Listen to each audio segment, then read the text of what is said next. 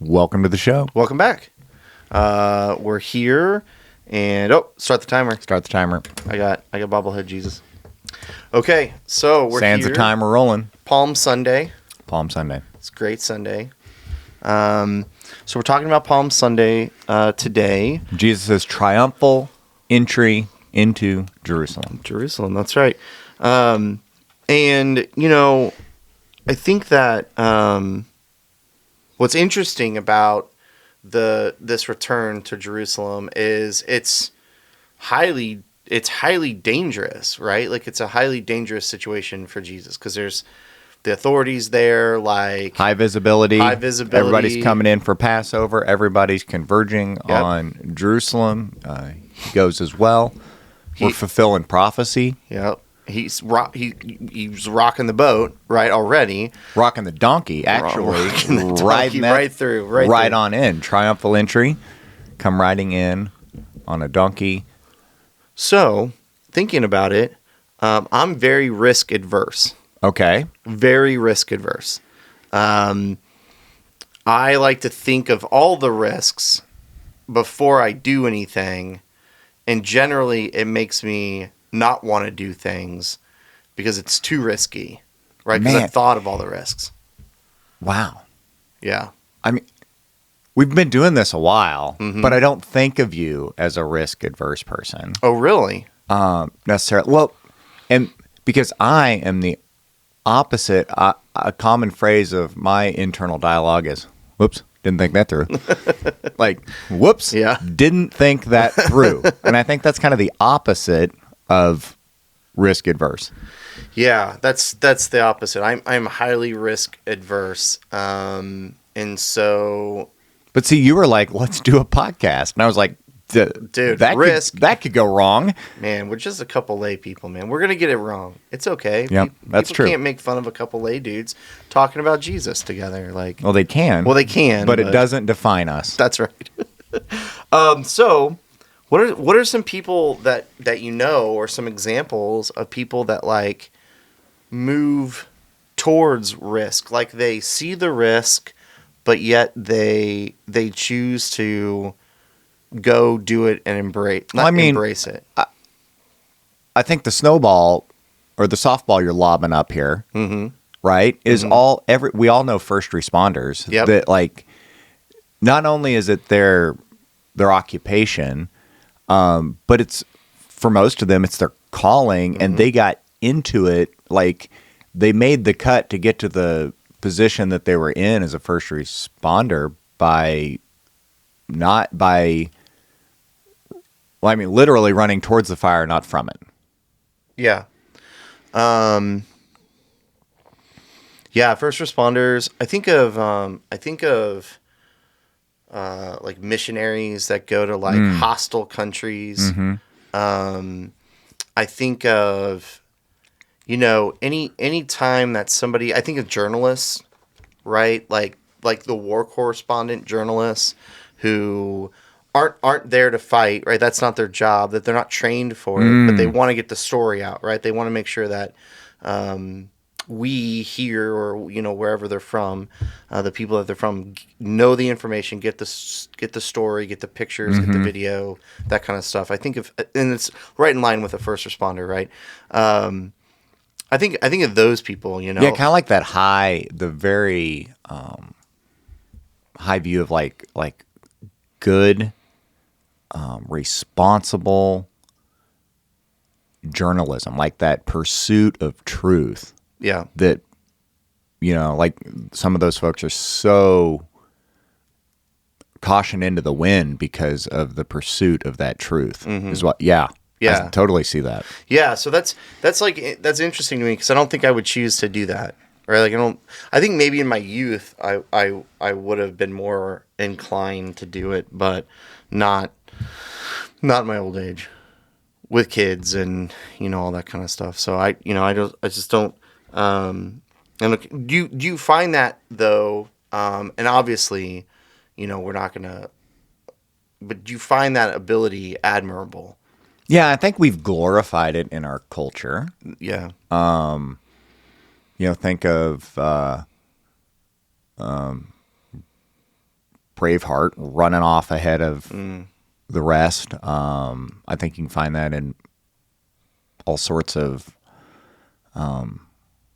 media and culture, and of the hero leads the charge. Yep. And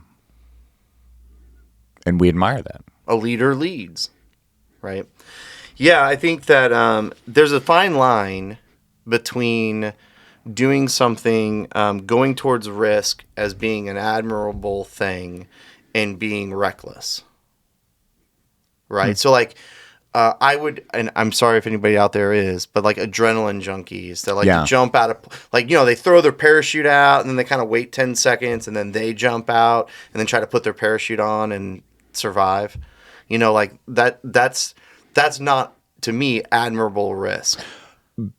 Like because the only reward is personal glory. Gain. Yeah. Right? Yeah, I think that exactly. I think it should be pretty easy for people to get on board with what we find admirable is when the outcome has the greatest impact on lives. Mm-hmm. When the outcome is for the sake of others. For the sake of others. It's a selfless act. Yes. Yeah.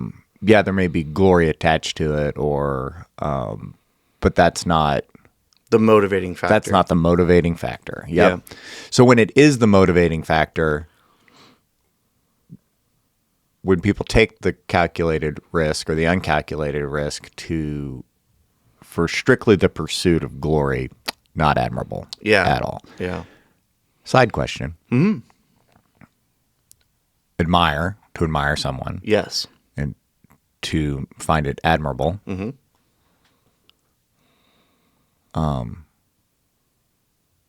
What's the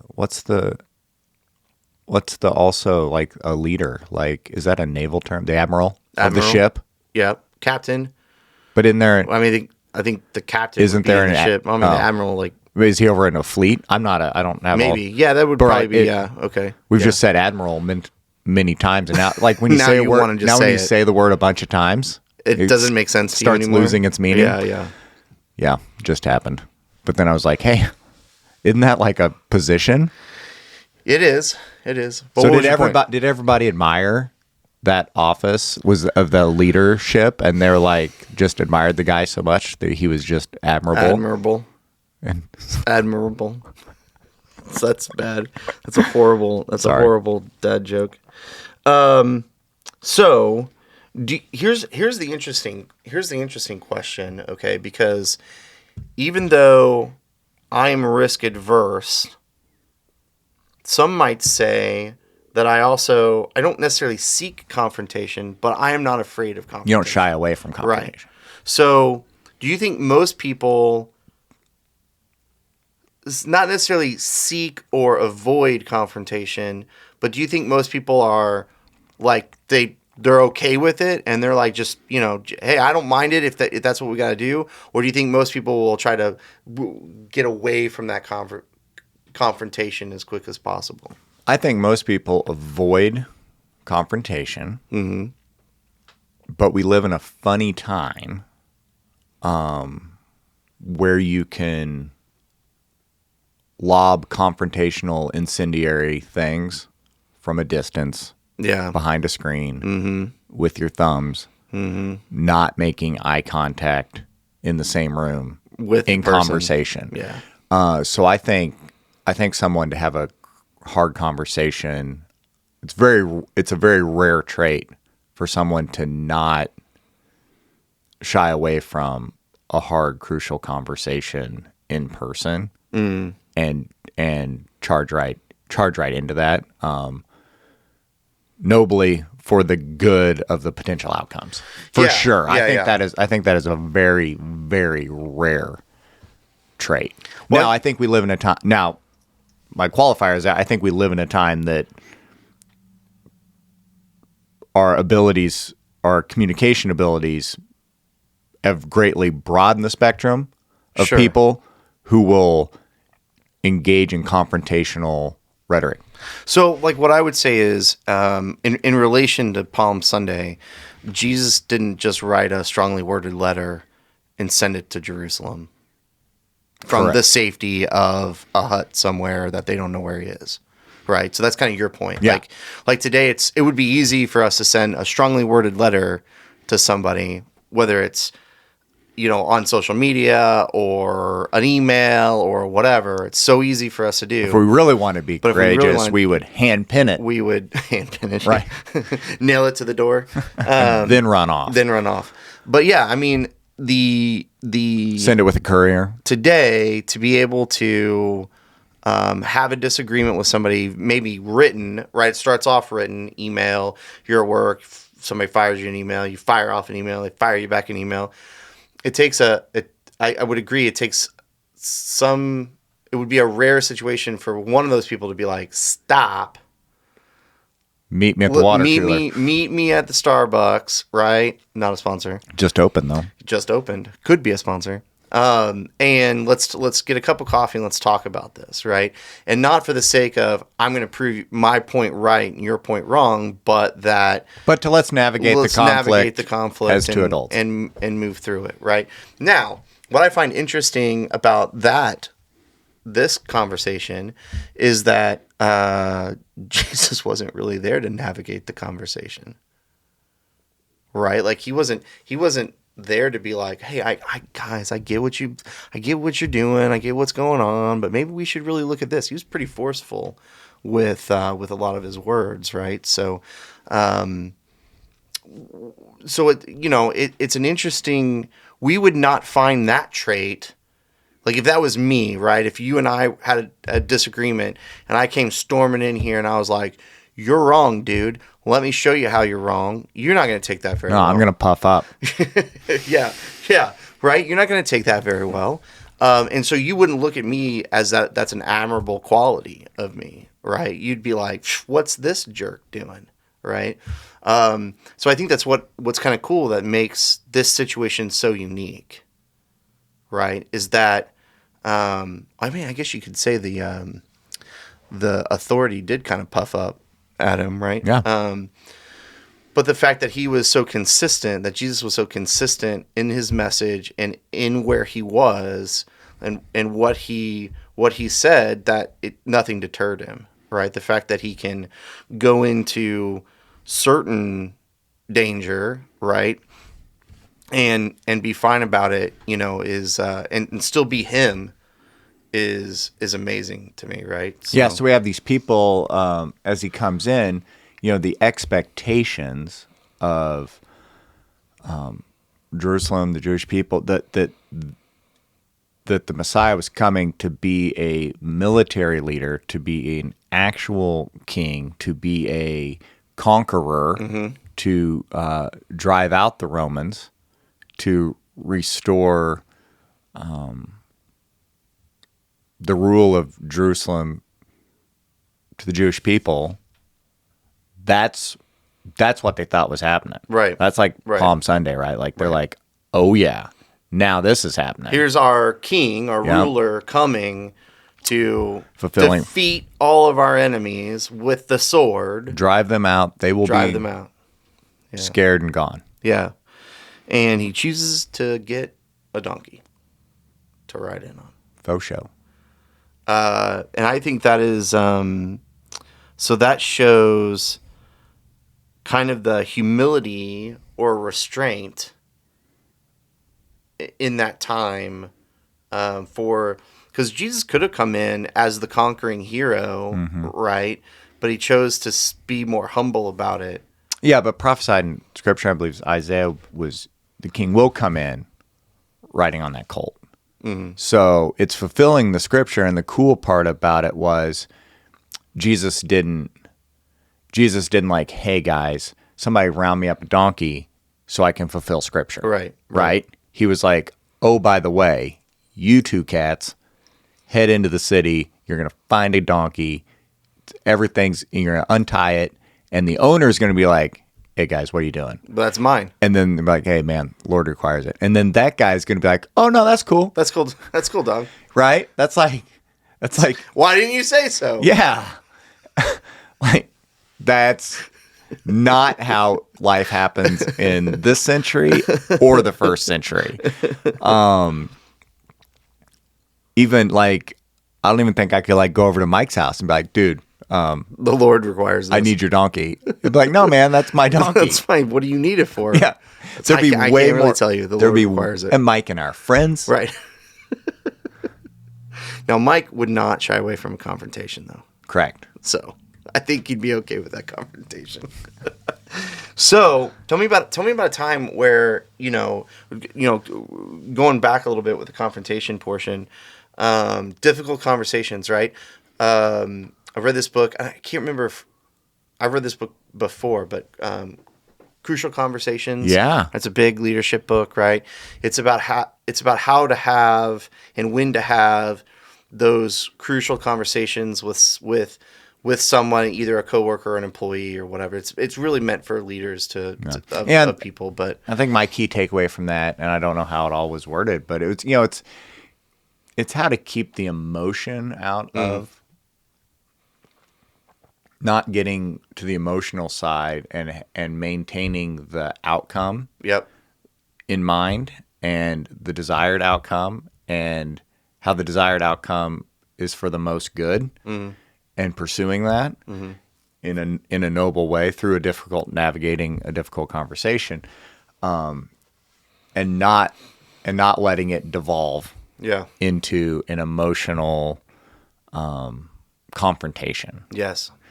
So, and I will say that this book is good for parents. Good for everyone. I mean, it's a leadership book, but I literally have to do that daily with the kids, right? Like how to get them to take the emotion out of whatever conversation or dealing or whatever, right? No, take the emotion out. What did you do? What did they do? Right? Well, yeah, but they were annoying me. Okay, stop. Right? And I think I think you're going to ask, a time you've had the difficult conversations. Yeah. And I think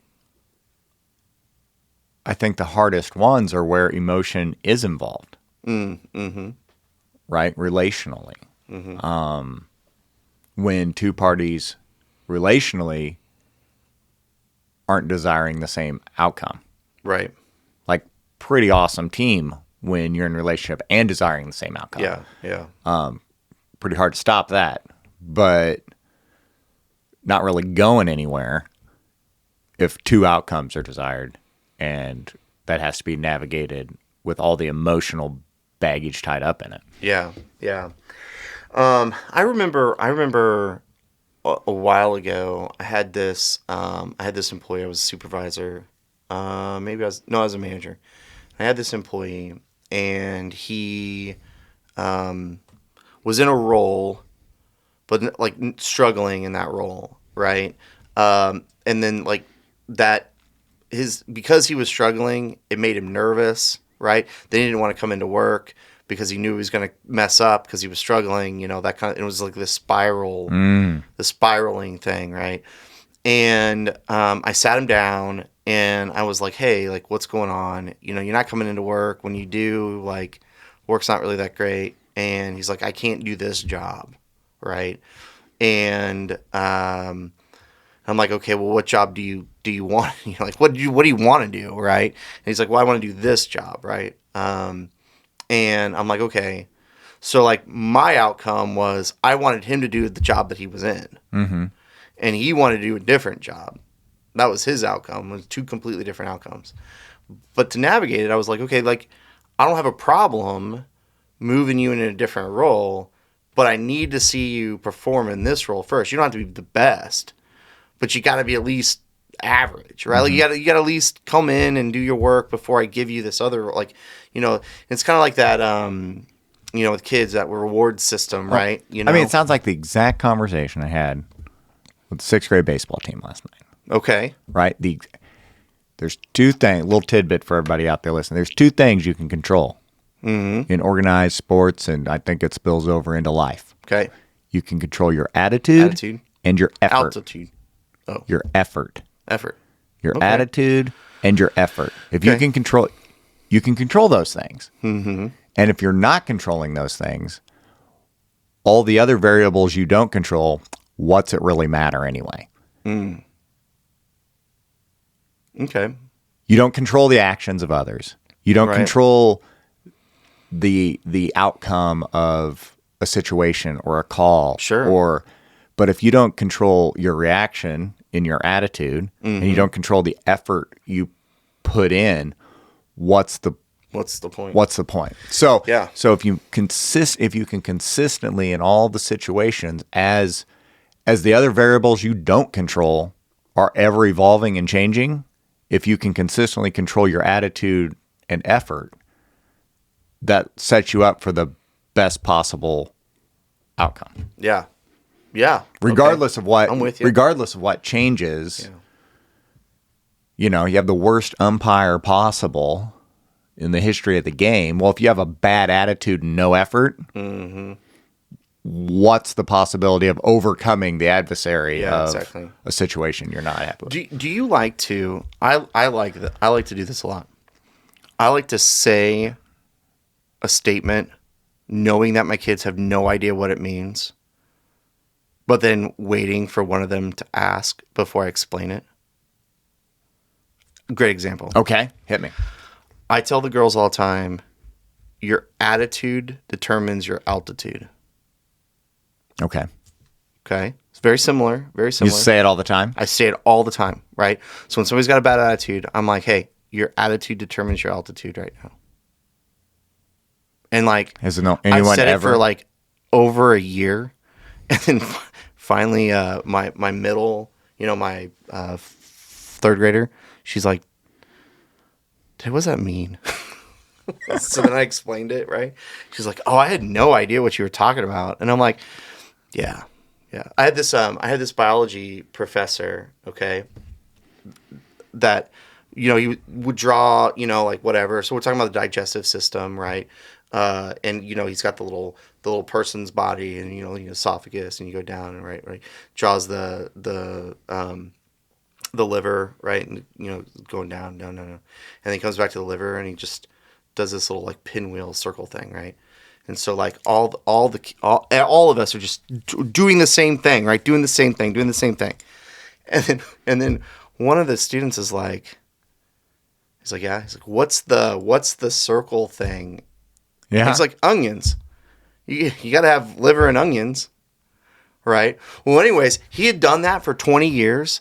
Only 2 students have ever asked him, right? So I thought that was a funny side note, but very, one of those things that you just you sometimes you're so busy taking in the input that you don't stop for a second and be like, this doesn't make sense, right? Anyway, funny story. I laughed. Thanks. So here's Jesus. The expectation is that he's supposed to be a conquering hero, coming in, driving everybody out. Obviously, the people, they're waving the palm branches and they're shouting Hosanna. Like, oh, here he is. So like, after the first couple hours, you're still like, just wait, guys. Just wait. Right? And then like the first day goes by and you're like, what's going on? Right? Okay.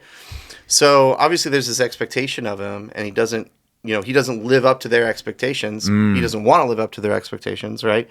So how is it, like, do you have an example of this in your life where you've had an expectation for something or whatever, and it didn't meet that expectation, but it ended up working out better? Yeah, so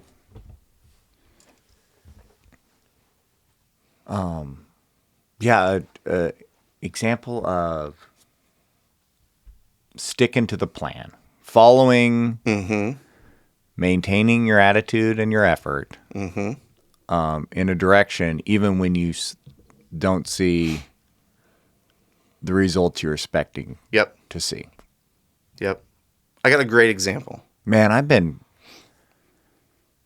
I've been trying to change this cholesterol number for like I knew you were going to go there. Man. Long time. A minute. Yeah. And so your expectation was like, I'll do this for a couple months. Nail it, right? You're like, nail all this thing. Man. Increase the exercise. So your effort decrease the consumption of the cholesterol. Mm-hmm. And then get into all these other little things that are supposed to. You try this, you try that, just you try this, you try that. Push it right out, right? Yeah. Oh, yeah. Boom. 6 months later, I'll do that. One point. 1 point. 1 point. So how are you better for it? I'm still trying. Oh, that's okay. That's good. I think of Thomas Edison and the light bulb, right? Like, I that's an example in your life? No, yeah. Well, Thomas Edison, light bulb? I can give you a specific example in my life. It happens like every week, but like I can tell you, I can show you right now 30 ways not to make a lobby sign. Okay, well, tell me about Thomas Edison. Okay, so Thomas Edison. So, like, he didn't just was like, oh, I don't know, make a light bulb. And then boop, boop, boop, made a light bulb, right? I don't know, he made like 100 and some odd, right? And it's like this famous saying, and everybody like gets so like, uppity about it or whatever. It's like, Thomas Edison didn't discover how to make the light bulb. He discovered 100,000 ways not to make a light bulb, right? And it's really about persistence and perseverance, right? Of continuing and continuing and continuing. But I think that that's also kind of to this point where it's like you have somebody that doesn't meet the expectations, that you have for them, or you have something that doesn't meet the expectation that you have for it. And you can either throw your hands up and say, well, it's good enough, right? Or whatever, or you can persevere and you can keep kind of pushing through and find that positive outcome, right? Yeah. Well, I think that's what the big lesson we can learn out of our first century friends that had big expectations for the real world in the moment, their small window of life change that Jesus was going to immediately have for them and their situation. He was going to just instantly and they've been waiting hundreds of years. He was going to instantly improve their situation for them personally. Make them fix their problems. Jesus, fix my problems. And then he offered them eternal salvation, and that's not what they wanted. And I think that's very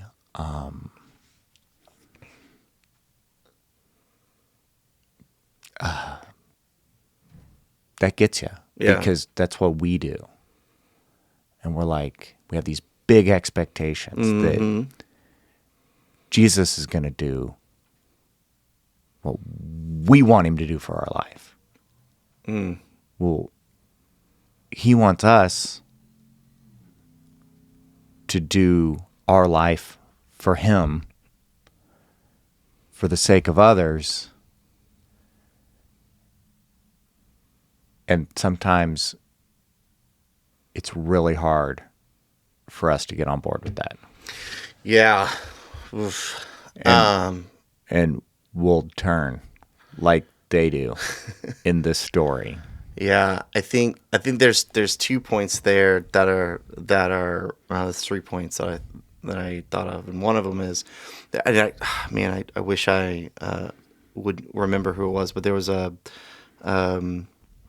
famous pastor, person, minister, or whatever, right? Who went to his sanctuary and the altar, and like, God, I'm giving my life to you. Here's all the things that I'm going to do for you, right? Writes it down, and sets it on the altar and says, I'm going to do all these things for you, right? And then just kind of waits. Here's nothing, right? And so I think, well, maybe my list isn't big enough, right? And he writes more and more and more and sets it down. Here's even more that I'm going to do for you, right? And then nothing happens, and he's writing more, right? And sets it down, sitting there, 30 minutes, hour, nothing, right? And he walks up, rips it up, and just says, God, what do you want me to do for you? And then he hears a voice say, now you get it.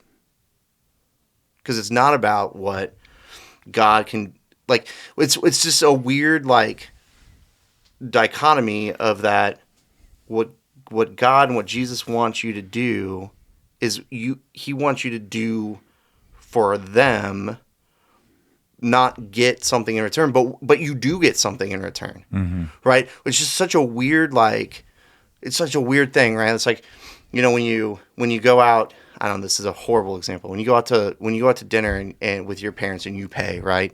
You're like, oh no, I got this, right? There's no reciprocal. You're really doing it for you to feel good, right? But there's this really weird reciprocal nature of, now if you approach that same situation and you want, God, give me this and I'll do this, it'll never happen, right? Like, oh, hey, if you just let me win the lottery, I'll do so much good with that money, right? Cure me of this and I'll go do this for you, right? But when you reverse it, what you get in return is so much greater than what you wanted to begin with. I think, to your point, right? I think to wrap it up, if we see ourselves as, if we can view ourselves as the folks accepting Jesus in to Jerusalem as their champion, as their leader, proclaiming his lordship, right? If we see ourselves as that, we're like, yeah, all right. Okay, and that's what we're proclaiming. And he's saying, I offer you, I'm offering you eternal salvation in exchange for your obedience and following me. And we're like, yeah, that's cool. But what about, what about these Roman people? Yeah. What are you going to do? And man, we're terrible kids. So I think in closing, the question I want to ask is like, we really need to just ask ourselves, well, isn't him taking our place and taking our sin upon him and being that sacrificial lamb for us to take that punishment, eternal punishment of being disconnected from God away from us and taking it on himself? Shouldn't that be enough? Shouldn't. I mean, I would think so. But can we recognize that? No. So we're just like the Jewish people on Palm Sunday. What can you do for me now? Right? So there's the perspective. That's it. Lower your expectations and increase your commitment. That's a sermon for another time. It's a really good one. I've ripped that off from another pastor, and it's part of a great study I've done. I'm sure I'll reference it sometime, but we'll hang that out there as a little nugget. All right. Lower your expectations, increase your commitment. Lower your expectations. Catch you on the flip side. Later.